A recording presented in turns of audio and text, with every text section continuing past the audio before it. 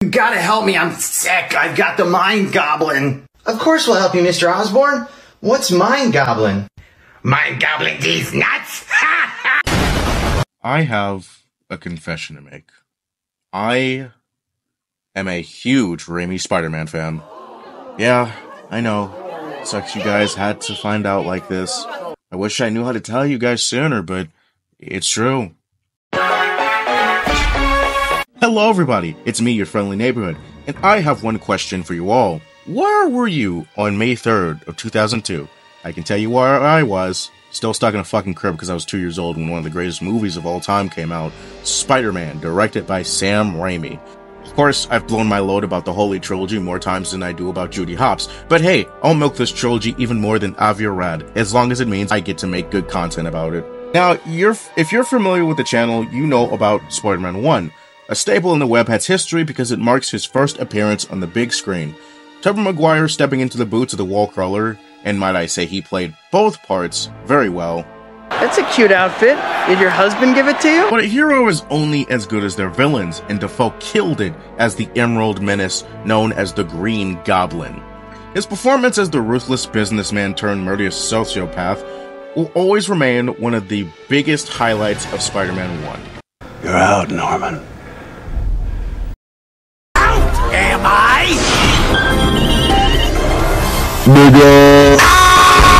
And as I mentioned before, when a superhero movie is successful, you know damn well they're gonna make toys out of it. Toy Biz had put their superposable Green Goblin out, and he was pretty good.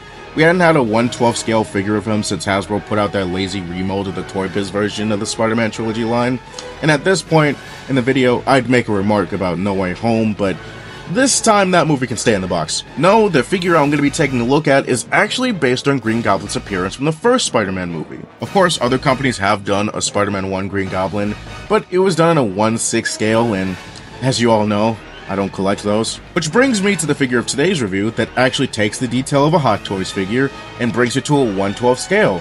And it comes to us from our dear old friends at Pocket World. And before we get to the figure itself, I do want to talk about the box. But Arachnid, you always talk about how talking about the box is a waste of time! Shut up! Yeah, I guess that half joke is a monster of my own creation. I will talk about the packaging if it actually catches my eye. And this packaging absolutely catches my eye. The green and purple printing of the packaging of the Pocket World logo looks amazing. And the front of the box sports an outline of a very familiar type of grenade to nerds. And now that the cat's out of the bag, or should I say goblin, let's get right into the figure itself. And here we have the PWToys Green Monster. No, you did not mishear that. Now you're probably wondering, why is it not called the Green Goblin? Because this figure is obviously taking after his appearance in Spider-Man 1. Well, Jimmy, that's because Pocket World is allergic to getting sued into the ground. Pocket World is a third-party company, but unlike SH Figuarts or Mayfex, these figures are made without any restrictions that come with a license, meaning this figure is being made without any legal ties to the source material. And at this point, I think you understand why it may not be very legal. You have a seat over there. Whoa, hang. So in order to get around those pesky legal obligations, they slapped the merchandise with a different name, just familiar enough for idiots with their IQ level below 10 to understand, and just different enough to not get slapped on the nuts with a cease and desist.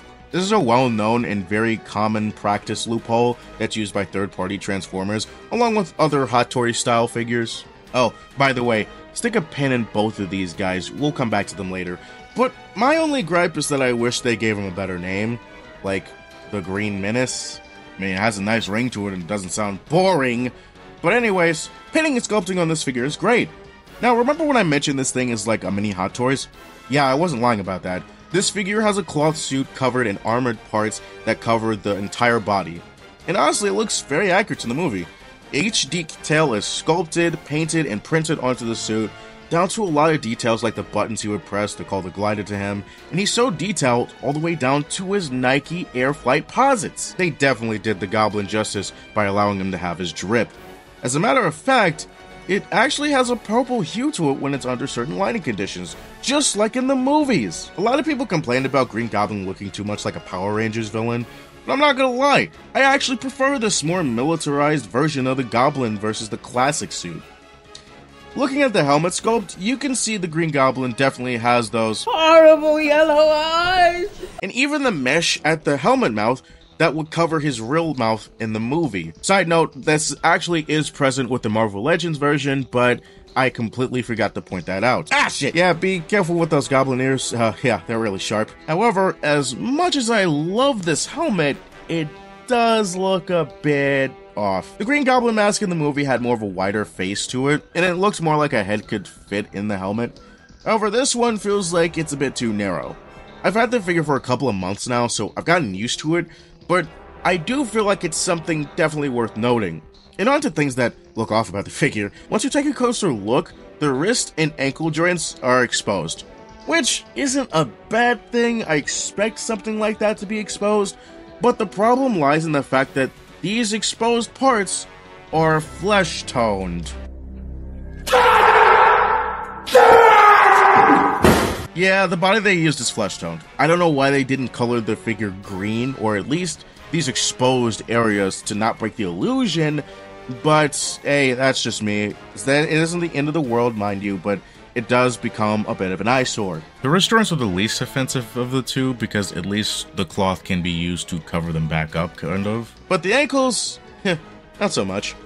At least those fly posits are on point though. Norman be dripped out, as I said before. Now, I'm not the biggest fan of cloth goods on a figure, though that's due to me being extremely experienced with cloth goods on a figure. I feel like they can be more restrictive for the articulation than they're worth, but I'm happy to say that the PWToys Green Monster has strong enough joints to accommodate most poses, though the cloth does restrict some of it, as I was worried about, but not as much as I thought it would be. Another great thing is that the costume, from the most part, seems to be very durable. I haven't had any stitching come undone all the time I've been moving this figure around and warming up its joints, but the Goblin is only half of the fun, and we'll get more to that in... Now, of course, he comes with a good amount of accessories. Starting this off, he comes with two pumpkin bombs. These are very well painted, by the way. The metallic golden orange painted lines that signify that it's active. He also comes with fists, grasping hands that can hold the pumpkin bombs, and open hands. I surrender! We also get the green Goblin glider. This thing is painted really well with the dry brushing on the gunmetal paint, though once again, the area that houses the pumpkin bombs are not painted correctly. Ow. Those are very sharp, and the material used to make the glider is very hard. Just like my Overall though, please be careful handling the glider. These parts are extremely sharp and can draw blood if you're handling the figure like a Neanderthal. Another cool thing is that these parts are on pistons, which is pretty cool for the posability. The only issue is that the posability is limited because the connections right here that keep it from moving outward like you can in the movies. You see this pose right here? Yeah, you can't do that. I guess I'll have to give half a point to Hasbro. That they did right. As you can see here, they also give you two footrests and peg holes for the Goblin's feet to plug in like so. And now he looks like he's ready to go commit acts of domestic terrorism while yelling at the elderly to finish their prayers. Finish it! Finish it!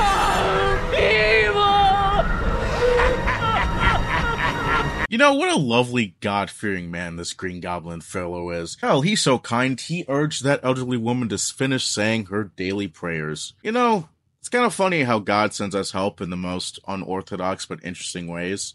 With Abraham, it was the ram in the bush. And with May Parker, it was a green terrorist. There's no use putting him on the glider if you can't get him in the air. Yes, the figure comes with its own stand. It actually has 3 hinge joints, a claw, and an actual plug for the glider to point into.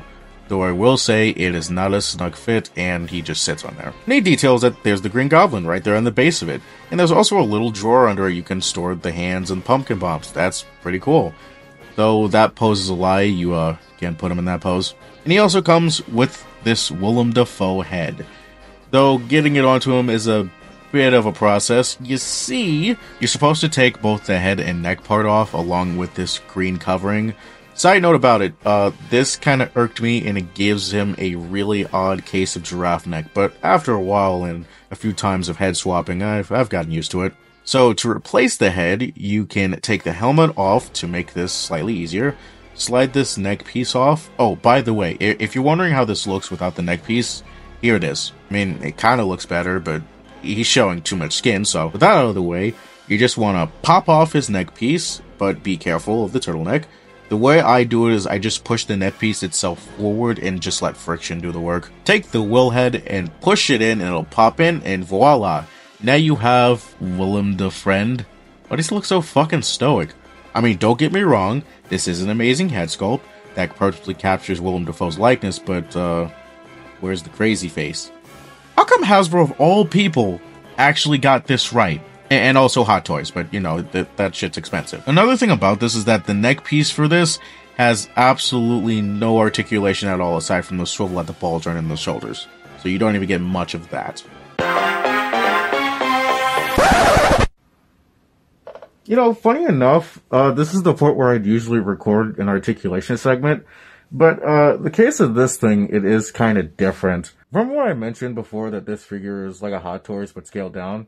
Yeah, I would say this figure has about the same articulation as one too, but what kind of sucks is that the articulation is kind of hindered by the cloth goods, as I feared before. You see this shit right here? This is the closest you're ever gonna get to Defoe's Goblin squat.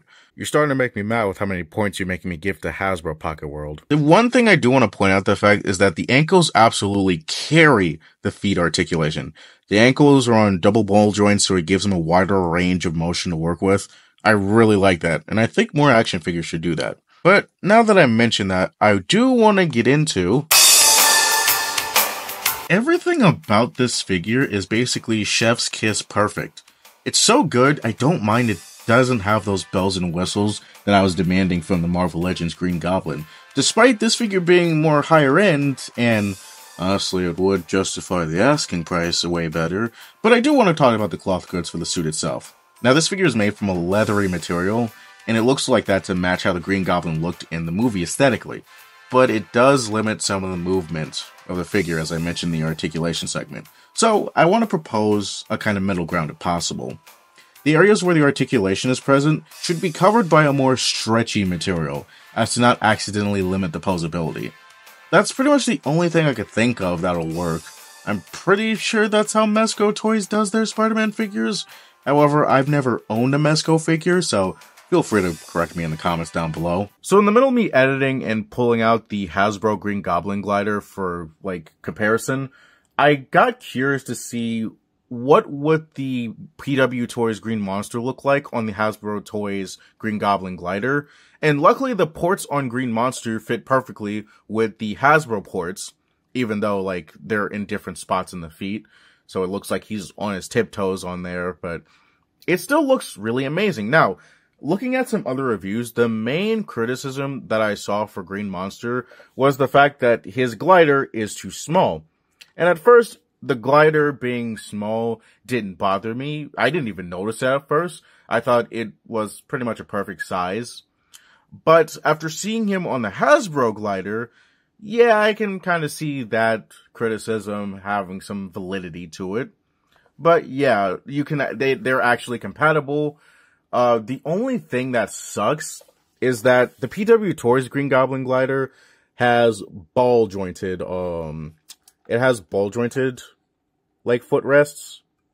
So you get a wider range of motion, while the Hasbro Toys one has the hinge joints. So it can only move side to side. Which still, the ankles for the PWToys Green Monster can still carry it, but I'm just letting you know, they actually are compatible, and if you wanted to do something like that, it is possible. My only thing is, I wish the Hasbro Green Goblin glider looked more like the 2002 Green Goblin glider, because at least from what I know, nothing happened to the glider in the movie for it to have like a drastic look change. It just looks different the next time we see it. Anyways, back into the video. The Goblin stands a little over 6 inches. The tip of the helmet adds a few millimeters to his stature. Are we compensating for something, Norman? He actually scales pretty well with Marvel Legends and SH Figuarts figures. Anyways, here he is next to 1000 Toys Master Chief, Revel Tech Judy Hopps, Toy Biz Spider-Man 2 Superposable Spider-Man, Toy Biz Red Dress Mary Jane, Toy Biz Superposable Spider-Man, SH Figuarts Final Battle Integrated Suit Tom, SH Figuarts Amazing Spider-Man, Marvel Legends Spider-Man 3 Venom, yes, I still have this piece of shit, Marvel Legends No Way Home Green Goblin, and finally, me. Just kidding, bitch! The SH Figuarts Friendly Neighborhood Spider-Man. These two just look amazing together, and honestly makes me wish we had a new 2002 Tobey Maguire figure. Which, now that I mention it, let me finish this off with I gotta give this figure a 9 out of 10. This thing really is a bite-sized Hot Toys figures. It really makes me wish there was a new 2002 Spider-Man figure, which actually brings me back to Garter and Alien Host. It's damn well obvious that this is the human spider from Spider-Man 1 and Venom from Spider-Man 3.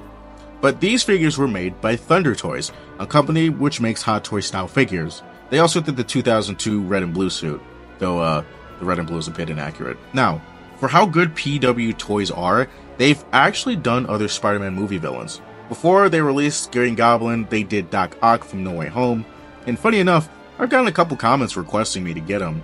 I've looked for him, but yeah, he's a bit difficult to get your hands on without selling a kidney. They also just recently released their No Way Home Goblin and TASM 2 Electro, neither of which I'll be getting, but stay with me here, I'm going somewhere with this. I want PWToys to tackle making a Spider-Man 3 Venom and the Human Spider. They can even name it something cheeky like the Poisonous Slime and the Arachno Wrestler. If the people from PWToys actually happen to see this video and decide to do this for their next figures, and that will be their names, guys, you mind spotting me like $50 each? Or better yet, just send me a free copy of both figures. Please. I've been starving for a Spider-Man 3 Venom figure. The only one I have is the Hasbro ones, and the ones made by VM Toys, and while VM shit is good, the Venom just wasn't it. Except for the head sculpt. Those head sculpts were perfect. Oh, if you're wondering where I got mine from, I got it off of AliExpress during a Christmas sale, so I got it for like 70 bucks. That's kind of a steal considering what the retail price is. If you guys enjoyed the figure review, please leave a like, comment down below what you would like to see next. If you want to support the channel, please check out the links in the description. Consider not joining my Patreon. Anyways, I'll see you in the next one. Don't forget, you're always welcome in this neighborhood. Goblin! You aren't getting away from me! I'm going to destroy you. Don't be so difficult, Spider-Man! You messed with the wrong guy.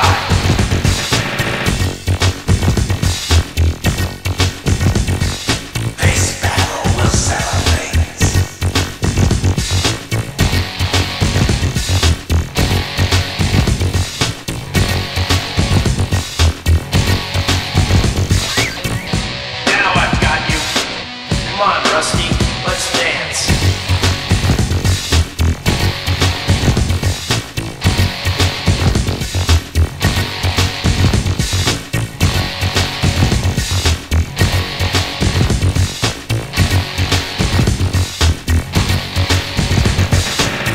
You think you can stop me?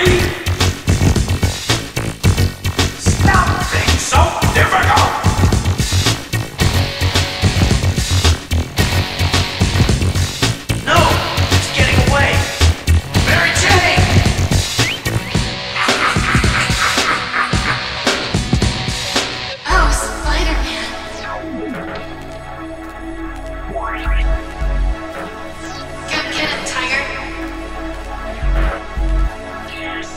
We should do this again sometime. I'm Spider-Man.